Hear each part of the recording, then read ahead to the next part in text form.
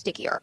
So in looking at the different components of the data, how much closer do you have to get to 2% before you consider cutting rates?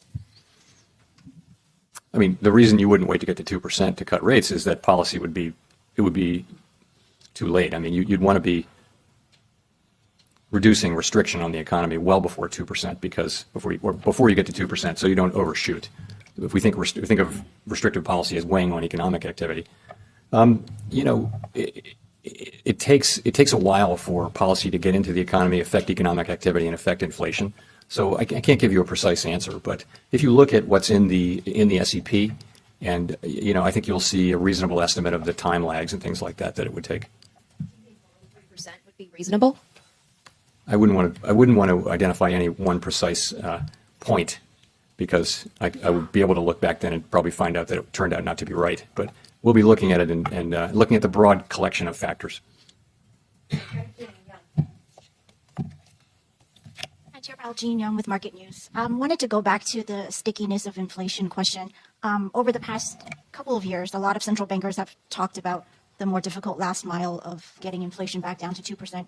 Yet it's also been surprising how fast inflation has come down this year. I'm curious, do you think something has changed in our understanding of inflation, or do you subscribe to this notion still, or is it something different about the U.S. economy? I think this, we felt since the beginning that it would be a combination of two factors. The first factor is just the unwinding of what happened in the pandemic, the distortions of supply and demand. And the second thing would be our policy, which was weighing on aggregate demand and actually making it easier for the supply side to recover because of lower demand. We thought those two things were going to be necessary. Sorry, say the last part of your question again.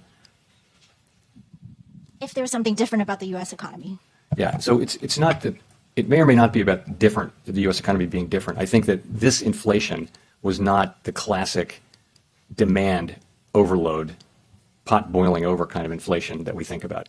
It was a combination of very strong demand, without question, and unusual supply side restrictions, both on the goods side but also on the labor side, because we had a participation shock.